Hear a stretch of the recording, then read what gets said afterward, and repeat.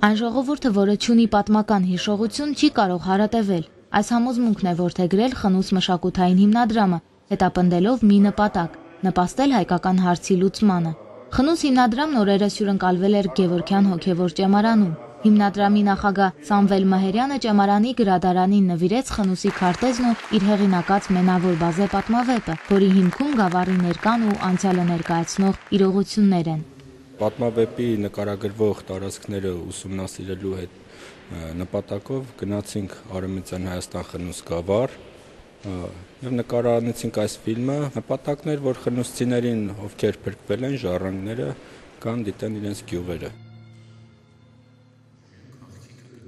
Նկարահանման ընթացքում ուխտագնացներին օգնել են տեղի քրդացած հայերը։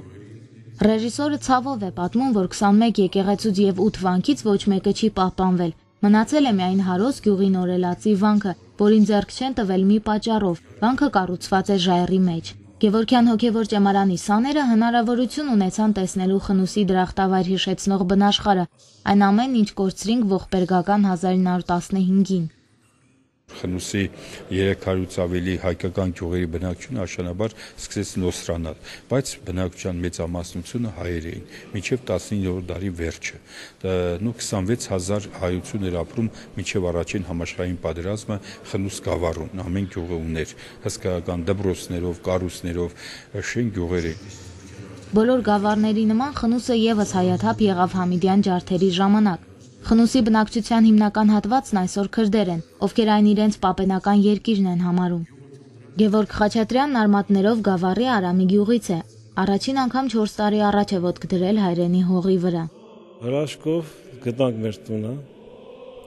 որտեղ կիսա քուրդ, կիսա թուրք։ Իրանք ասեցին տունը պետք է գաք ապրեք,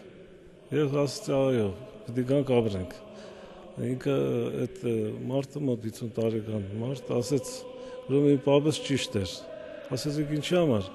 Ասում է իմ պապս ասել է, որ տան տերը վերջ առաջ պետք է այս տունը հարամ է, չեն կարող ապրենք։ Տունը չեն կարող, աբորինի ենք նստել։ Մեր պապերի երկիրը կորուսյալ չէ ու պետք է անպայման վերադառնա իրական տերերին, իսկ այդ բարդ ու դժվարին ճանապարհին իրականացվող քայլերից մեկը պատմական հիշողության արթնացումն է։ Կարևոր չէ գրքի, ֆիլմի թե քարտեզի միջոցով, ասում են Խնութ մշակութային հիմնադրամի անդամները։ Այս ֆիլմի դիտումից հետո, եթե